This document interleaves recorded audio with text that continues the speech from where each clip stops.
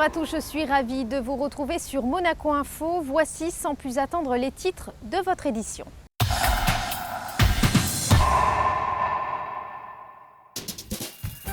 En ouverture, direction le port de Fontvieille où un exercice anti-pollution était organisé par le corps des sapeurs-pompiers. Nous parlerons du métier de luthier avec un jeune homme venant de la République démocratique du Congo. Et nous reviendrons sur le tournoi de tennis Les Rolex Masters qui s'est achevé ce dimanche. Et pour commencer, prenons la direction du port de Fontvieille où un exercice anti-pollution a été effectué par le corps des sapeurs-pompiers dans la matinée de vendredi. Un exercice qui a lieu chaque année en principauté. Son objectif et son importance, c'est avec Christina Thomel. Dans le cadre des actions de prévention mises en œuvre par le gouvernement, cet exercice anti-pollution a eu lieu vendredi matin sur le plan d'eau du port de Fontvieille.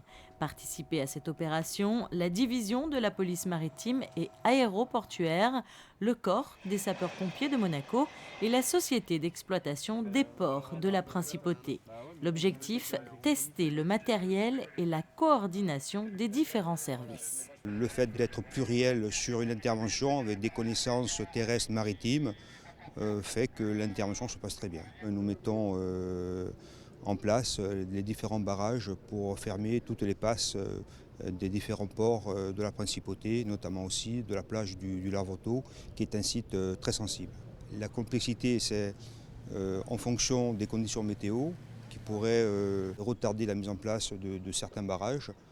Mais sinon, sur la facilité, l'entraînement, la connaissance du matériel, la collaboration, le travail de manière collégiale avec différentes entités nous permettent d'être efficaces. Cet exercice a lieu une fois par an, en alternance dans chacun des ports de la principauté. En cas d'accident, la barrière anti-pollution permet la fermeture du port, évitant ainsi de souiller les eaux portuaires. Il faut compter entre une demi-heure et 3 heures pour mettre en place le dispositif, cela dépendant des conditions météorologiques. Il y a une partie de flottabilité, des pains de mousse et une chaîne qui sert de lest pour le tenir vertical. Et il sert de barrière pour la pollution, qu'elle vienne de l'extérieur du port ou inversement, si une pollution est dans le port, éviter qu'elle s'en aille polluer l'extérieur. Alors ce filet n'est pas très profond. Quand il y a une pollution, ça reste à la surface de l'eau ? Oui, c'est pour protéger des pollutions par hydrocarbures qui, elles, restent en surface. Donc c'est un film d'huile qui est en surface, donc c'est pas la peine que le barrage soit très profond, mais il a un tirant d'eau suffisant pour que, avec des conditions de mer relativement bonnes, il puisse arrêter la pollution sans problème. Caractérisée par sa souplesse, la barrière anti-pollution encercle les déchets en créant tout autour d'eux une sorte de poche. Pour faire face à ce type d'accident, la principauté est équipée de ce dispositif depuis plus de 15 ans et chaque exercice vise à améliorer le système général.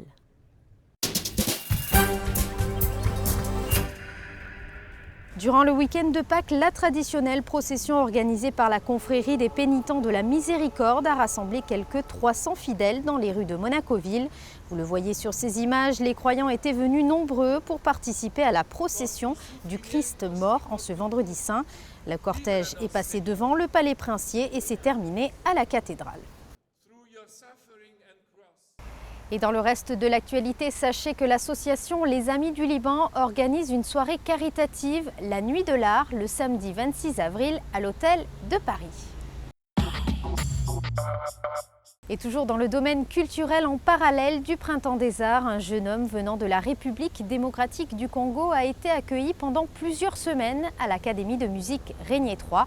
Le but étant de le former au métier de luthier. Un reportage signé Fabien Bonilla. Un véritable lien humain s'est tissé avec l'Orchestre symphonique de Kinshasa après la venue de cette composition l'an passé au Printemps des Arts. La princesse Caroline est même allée les voir par la suite en République démocratique du Congo. Une étape suivante vient d'être franchie. Un ébéniste qui suit cet orchestre s'est rendu pendant 2 semaines en principauté. Didier Maqueta apprend à construire un violon. J'ai eu le plaisir de rencontrer Marc Monet. Vous l'avez fait venir donc l'année dernière, l'orchestre de Kinshasa.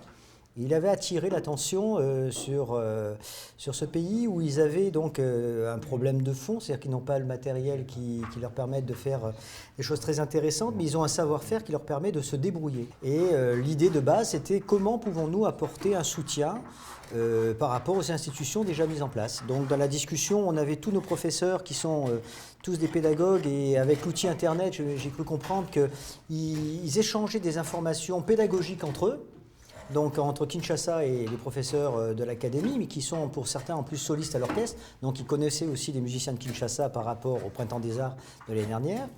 Et l'idée, c'est d'avoir un outil performant qui est la lutherie avec un maître qui est Roberto, de dire mais pourquoi on n'inviterait pas quelqu'un de chez eux à venir sur Monaco travailler le bois, travailler cet atelier avec Roberto. Et voilà, il y a ça, on peut toucher et ça. D'accord. Là, tu dégrossis à combien?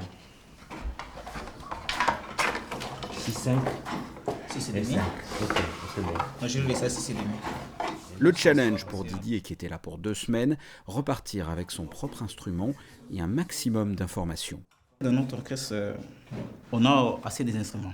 On a des violoncelles, tout ce qui constitue la famille des instruments à cordes. Mais on n'arrive pas à peut-être à les réparer ou peut-être à les monter. Là, il aura vu un petit peu l'ensemble. Les tâches qu'il n'a pas exécutées lui-même, je lui ai un peu décrit. Après, j'ai amené aussi un livre qui parle de ça. Je le montrerai. Donc, c'est une base, c'est une bonne base. C'est très court, 2 semaines. C'est très, très court. Et après, on échangera nos emails. Pour toute question, on va garder contact pour la suite. En plus de cet apprentissage, l'Académie de musique Régnier 3 a remis 2 violons confectionnés dans cette lutherie destinés à l'orchestre symphonique de Kinshasa. Vous avez pu suivre certainement sur Monaco Info le tournoi de tennis, les Rolex Masters. L'édition 2014 aura réservé pas mal de surprises. Frédéric Elion vous dresse un bilan de cette semaine.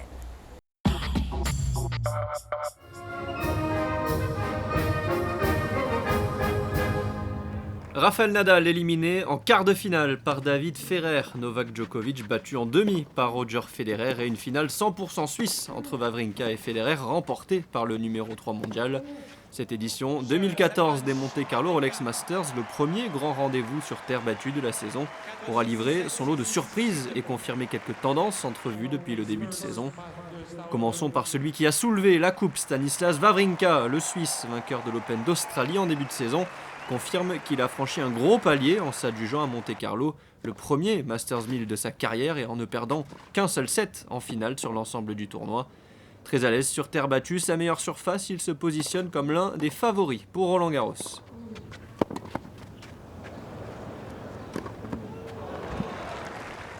C'est ce que l'on appelle un retour gagnant. Roger Federer, absent à Monte Carlo depuis 2011, a lui réalisé un superbe tournoi. Des victoires probantes contre Tsonga en quart de finale ou Djokovic en demi. Le Suisse a même remporté le premier set de la finale avant de baisser physiquement et de s'incliner face à son compatriote Wawrinka. Federer repart de Monte Carlo avec des certitudes pour la suite de la saison sur terre battue. Vainqueur l'an dernier, Novak Djokovic n'aura pas réussi à conserver son titre. Touché au poignet, le Serbe a dû céder face à Roger Federer en demi-finale, après un début de tournoi impressionnant et 2 jeux perdus lors des 2 premiers tours. Le numéro 2 mondial va désormais se reposer et se soigner pour être à 100% pour son objectif de la saison, gagner Roland Garros. Rafael Nadal éliminé en quart de finale à Monte Carlo, c'est tout simplement du jamais vu. L'octuple vainqueur du tournoi a été dominé par son compatriote David Ferrer en 2 manches. Une vraie surprise, mais le Mallorquin reste toujours le maître sur terre battue et aura à cœur de se rattraper sur les tournois de Barcelone et Rome avant de tenter de glaner un 9e titre à Roland Garros. Et enfin, côté monégasque, Benjamin Balleret et Romain Arnaudot ont été énormes en double, 2 tours de franchis et une élimination en quart de finale face à la paire Nestor Zimončić, l'une des meilleures au monde. Les 2 joueurs impériaux en Coupe Davis en Norvège il y a 15 jours ont honoré leur wildcard à domicile. Comme à chaque fois, il est l'heure des prévisions météo pour ces prochains jours. Mercredi, quelques nuages et apparition du soleil par moment avec des températures allant de 13 à 19 degrés. Jeudi, plus de soleil au programme avec un thermomètre qui oscillera entre 14 et 19 degrés. Vendredi, détérioration du temps avec un risque d'averse dans la matinée et un mercure proche des normales. Et enfin samedi, un début de week-end ensoleillé avec une maximale de 20 degrés. C'est la fin de cette édition, merci de l'avoir suivi. À présent, la suite de vos programmes. À très bientôt sur Monaco Info.